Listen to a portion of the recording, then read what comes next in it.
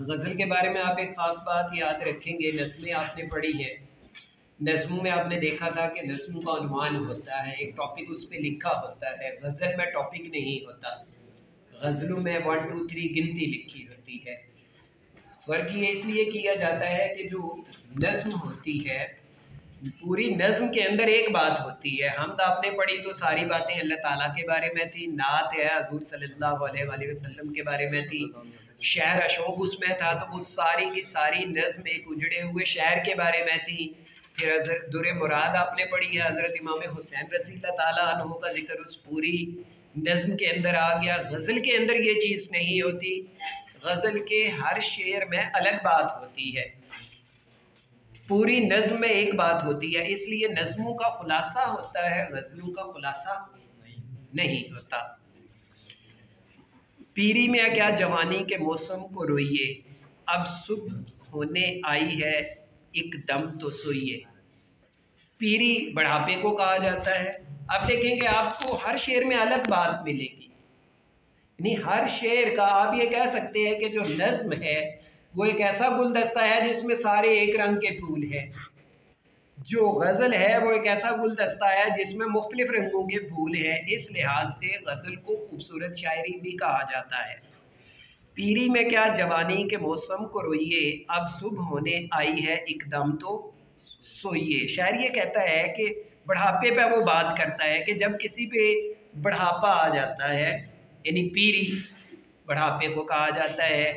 पीरी में क्या जवानी के मौसम को रोइए कि जब आप पे बढ़ापा आ जाता है तो जवानी आपकी गुजर चुकी होती है, और बढ़ापे में जब आप हैं तो फिर आप उस जवानी के उस वक्त को ना रोए, इसलिए कि जो वक्त गुजर जाता है वो लौट के नहीं आता। जिस तरह आप हैं, आपकी ये लड़कपन और जवानी की ये स्टेज शुरू हो गई है, बचपन आपका गुजर गया है, अब आप उस बचपन को नहीं रो सकते, वो गुजरा हुआ वक्त अब नहीं आएगा।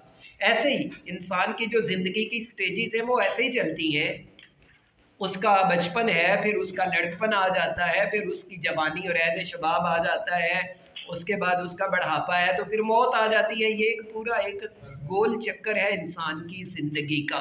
जो वक्त गुजर जाता है वह लौट के नहीं आता। तो शायर कहता है क्योंकि जवानी गुजर गई है, बढ़ापा आ गया है, तो अब उसको रोने का फ़ायदा नहीं। अब सुबह होने आई है एकदम तो सोइए। शायर ये कहता है कि जब सुबह आ जाती है, यानी अब आपका वो वक्त है वो लौट कर नहीं आएगा। ठीक है, ज़िंदगी की शाम हो रही है, वक्त गुजर रहा है और अब आपका आखिरी वक्त आने वाला है, और बढ़ापे के बाद अब आपके पास मौत का एक ऑप्शन बाकी है। यानी असल में तो है न कि हर एक चीज़ के चांसेस होते हैं। मसलन जनरली बचपन एक चांस है, फिर लड़कपन है, फिर शबाब है, फिर जवानी है, फिर बढ़ापा है, फिर मौत है। यानी मौत से पहले ये 5 ऑप्शन होते हैं। अब जब सारे ऑप्शन गुजर जाएं और बढ़ापा आ जाए तो बढ़ापे के बाद फिर सारे चांसेस ख़त्म हो जाते हैं। अब शायर ये कहता है कि अब आपने सो जाना है, अब ज़िंदगी ख़त्म हो जानी है, तो लिहाजा अब उस पिछले वक्त को रोने के बजाय आप क्या करें, उस अगले वक्त की तैयारी करें। वो जो अगली स्टेज ज़िंदगी की आने वाली है, जो सिर्फ मौत है, उसके अलावा नहीं है। ये नहीं हो सकता कि बढ़ापे के बाद फिर दोबारा बचपन या लड़कपन लौट के आ जाए, ऐसा नहीं हो सकता। वक्त पीरी शबाब की बातें ऐसी हैं जैसे ख्वाब की बातें, कि आप बढ़ापे में अब आप जवानी की बातें अगर करेंगे, सोचेंगे, तो ऐसे ही है कि जिस तरह आप ख्वाबों की बातें कर रहे हैं। आगे, इखलास दिल से चाहिए सजदा नमाज में। अब देखो अगले शेर में और बात है। शायर कहता है कि जो नमाज है उसमें खुलूस चाहिए। आप जब नमाज पढ़ रहे हो, नमाज पढ़ते हुए जहन में 2 बातें होनी चाहिए कि या आप अल्लाह को देख रहे हैं, अगर आप यानी जब आप नमाज के लिए खड़े हों तो आप ये सोचें कि आप अल्लाह को देख रहे हैं, अल्लाह ताला से बातें कर रहे हैं, अल्लाह ताला से हम कलाम हैं। अगर आप ये नहीं ख्याल कर सकते, ये नहीं सोच सकते, या उस तरह का आप अपना मिजाज नहीं बना सकते, तो ये ज़रूर आपको इल्म होना चाहिए कि अल्लाह आपको देख रहा है। नहीं, अगर आप उसको नहीं देख सकते तो वो तो आपको देख रहा है। इखलास से दिल से चाहिए सजदा नमाज में, कि सिर्फ सर को झुका देना या सर को मिट्टी पे रख देने का नाम सजदा नहीं है। उसके लिए खुलूस चाहिए, अखलास हो, खालिसपन हो, अकीदत हो। इखलास से मुराद है किसी के साथ मोहब्बत होना, किसी के साथ ताल्लुक़ होना, किसी के साथ कोई रिश्ता होना। तो शायर कहता है कि इखलास से दिल से चाहिए सजदा नमाज में, बेफ़ायदा है वरना जो यूं वक्त खोइए।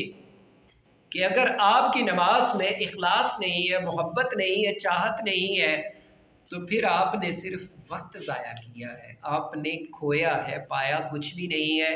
अल्लामा इकबाल का एक बड़ा खूबसूरत शेर है जो आपने सुना भी होगा, कि जो मैं सर पे सजदा हुआ कभी तो ज़मीन से आने लगी सदा, तेरा दिल तो है सनम आशना तुझे क्या मिलेगा नमाज में।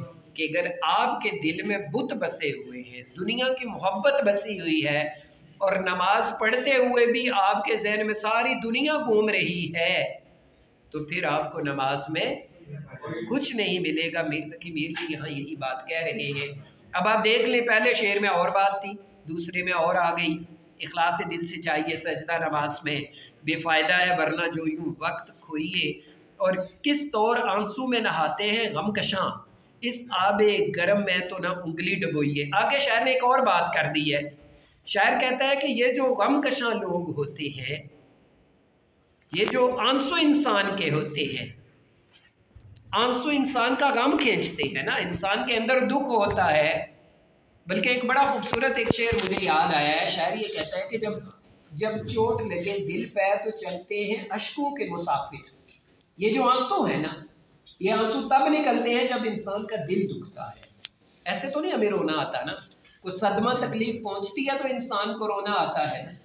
जब चोट लगे दिल पे तो चलते हैं अश्कों के मुसाफिर। सच है कि खुशी से कोई हिजरत नहीं करता। तो शायर कहता है कि ये जो आंसू होते हैं ये इंसान का गम खींच के लाते हैं। गम कशां, गम को कश खींचना, ये गम को खींच लाते हैं। आपके अंदर जहां कहीं दुख गम तकलीफ है, किथारसिस होती है, इसको किथारसिस कहते हैं। किथारसिस का मतलब होता है कि हम शेयरिंग करते हैं दुख गम। जब हम किसी को अपना दुख गम बताते हैं तो हमारे दुख गम हल्के हो जाते हैं। आंसू जब इंसान की आंखों से निकलते हैं तो इंसान का दुख दिल हल्का हो जाता है। तो शायर कहता है कि जब आप किसी की आंखों से निकलते हुए आंसू देखें तो उसके साथ मजाक नहीं करें। इस आबे गर्म में तो ना उंगली डुबोइए। उंगली डुबोने से मुराद ये है यहाँ पर कि आप उसका मजाक नहीं उड़ाएं। आंसू ऐसे नहीं निकलते। जो मैंने पहले एक शेर सुनाया कि जब चोट लगे दिल पे तो चलते हैं अश्कों के मुसाफिर, कि आंसू तभी निकलते हैं जब किसी के दिल पे चोट लगती है। कोई गमगीन होता है, कोई गमज़दा होता है, कोई परेशान होता है। तो इस शेर में शायर ये कहता है कि जब किसी के आंसू निकल रहे हैं, वो रो रहा है, तो आप उसके आंसू में अपनी उंगली नहीं डुबोए। मुराद ये कि उससे मजाक नहीं करें आप, बल्कि उसका गम बांटे, दुख बांटे। आप कोई ऐसी बात नहीं करें कि उसकी तकलीफ बढ़ जाए। एक नसीहत है ना, हर शेर में देख रही है ना, एक काम करने का हुक्म दिया जा रहा है, यानी एक तरह से शायर नसीहत कर रहा है। आगे चौथे शेर में बाजे, अब जान जिसमें खाक से तंग आ गई बहुत, कब तक इस एक टोकरी मिट्टी को ढोइए। ज़ाहिर अशारी ये कहते हैं कि आपको पता है कि इंसान का जो जिस्म है ये मिट्टी से बना है। ऐसा ही है, अल्लाह ताला ने जिस्म को मिट्टी से बनाया, फिर इसमें रूह फूंक दी। यानी हमारा जो जिस्म है ये दो चीज़ों का मुरक्कब है इंसान। एक इसका जिस्म है, एक इसकी रूह है। जो जिस्म है ये मिट्टी से बना है, मिट्टी की एक टोकरी है। रूह है ये बिन जानिब अल्लाह है, इसलिए जब किसी इंसान की वफात होती है, डेथ होती है, तो मिट्टी मिट्टी में मिल जाती है। वो एक बड़ा एक मार्फत वाला एक शेर है, पहले वो टेक्स्ट की उर्दू में होता था कि गड़ा टूटा तो ये आवाज़ आई, नहीं दोनों में अब कोई जुदाई। गड़ा टूटने से मुराद है रूह निकल जाना। जब इंसान की रूह निकलती है तो शायर कहता है कि नहीं अब दोनों में कोई जुदाई, कि मिट्टी मिट्टी में मिल जाएगी, रूह रूह में मिल जाएगी। रूह के बारे में ये कहा जाता है कि ज़ाहिर है वो या जन्नत के बाला खानों में चली जाएगी या दोज़ख में चली जाएगी। तो शायर कहता है कि अब जान जिसमें खाक से तंग आ गई बहुत, जान से मुराद यहाँ पर रूह है। बाज़ का इंसान इतना मजबूर हो जाता है, परेशान होता है, इंसान की ज़िंदगी इतनी अजीरन हो जाती है, वो दुखों गमों में इतना मुब्तला हो जाता है कि वो खुद दुआ करता है कि या अल्लाह मुझे मौत आ जाए। तो शायर ने यहाँ पर एक ऐसे इंसान की परेशानी का नक्शा खींचा है। हमारे यहाँ पर प्रोफेसर थे उर्दू के कमर सुल्तान साहब, पिछले दिन उनकी डेथ हुई। 3 साल वो डिसेबल रहे। ज़ाहिर है उनका वो धड़ नीचे वाला सारा उनका डेड था। तो कई दफ़ा वो कहते थे कि यार अब बस हो गई है, अब मेरी दुआ है कि अल्लाह ताला जल्दी मुझे इस दुनिया से अपने पास बुला ले। यानी इतनी वो अज़ियत में उन्होंने तकलीफ़ में 3 साल गुजारे। तो बस का इंसान पे इतना बुरा वक्त आ जाता है तो शायर यही कहता है कि कब तक इस एक टोकरी मिट्टी को ढोइए, कि मिट्टी की एक टोकरी है ना जिसम, इसको कब तक मैं लिए फिरता रहूँगा, क्योंकि अब तो रूह और जिस्म भी तंग आ गया है। यानी शायर गोया अपनी तकलीफ़ों और परेशानियों का इजहार करता है। वो ये कहता है कि काश इस दुनिया से जल्दी जल्दी मेरा सफ़र मुकम्मल हो जाए। असल में शायर यही पैगाम शायर का यही है कि इंसान पर इस तरह की कैफियत नहीं आनी चाहिए कि इंसान के लिए ये दुनिया या ये जीना मुश्किल हो जाए। और आगे आखिरी शेर है कि आलूदा उस गली के जो हूँ खाक से तो मीर। ये थोड़ा इश्क व मोहब्बत पर मबनी शेर है। इसको आप अल्लाह ताला के इश्क की तरफ भी लेके जा सकते हैं, इश्क हकीकी की तरफ भी और इश्क मजाजी की तरफ भी। आलूदा उस गली के जो हूँ खाक से तो मीर, आबे हयात से भी ना बहे पाँव धोइए। शायर कहता है कि वो जो पाँव है जो किसी के इश्क में खाक आलूदा हो जाए, चाहे वो दुनियावी मोहब्बत में हो या अल्लाह ताला की मोहब्बत में हो, तो वो जो खाक आलूदा पाँव है, यानी वो पाँव जो किसी के इश्क में उस तक पहुँच जाए, उन पर जो मिट्टी पड़ती है ना, तो शायर कहता है कि अगर मुझे आबे हयात मिल जाए, जिसका मैंने कल जिक्र भी किया था आबे हयात का, यानी ज़िंदगी वाला पानी जो मैंने आपको बताया भी था कि वो सिर्फ एक तोहम परस्ती है, रियल में ऐसा नहीं है। इस तरह का पानी इस दुनिया में मौजूद नहीं है, क्योंकि अगर हम आबे हयात वाला अकीदा रखें तो ये अकीदा हमारे कुरान और हदीस से टकराता है। यानी आबे हयात का अकीदा ये है कि अगर आपने आबे हयात पी लिया तो आप कभी नहीं मरेंगे, यही है ना। और कुरान कहता है कुल्लु नफ्सिन ज़ाइक़तुल मौत, को हर एक ने मरना है, हत्ता के क़यामत वाले दिन मौत को भी मौत दे दी जाएगी। हदीस में आता है कि मौत को एक मेंढे की सूरत में लाया जाएगा, उसको ज़िबा कर दिया जाएगा। उससे मुराद ये होगी कि आज के बाद मौत भी नहीं है।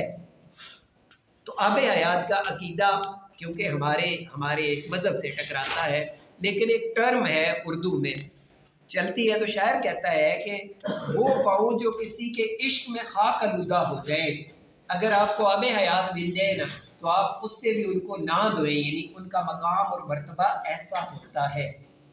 और हकीकत में यह है कि ये अल्लाह ताला की मोहब्बत के बारे में ये कहा जाता है कि जो लोग अल्लाह ताला की मोहब्बत में मुब्तला हो जाती हैं, एक तरफ अल्लाह ताला की मोहब्बत हो, दूसरी तरफ आपको आबे हयात मिल रहा है, तो शायर कहता है कि जो अल्लाह के मोहब्बत वाले, अल्लाह ताला से इश्क करने वाले लोग हैं, अगर उन्हें ये कहा जाए कि एक तरफ आपने आबे हयात पीना है और सारी ज़िंदगी जीना है, दूसरी तरफ उन्हें ये कहा जाए कि आपने मौत से गुजर के अल्लाह की तरफ जाना है, तो वो लोग किसको तरजीह देंगे?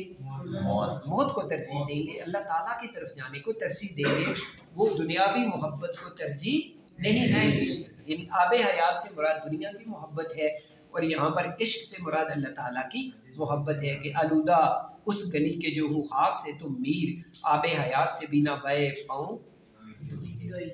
ठीक है जी।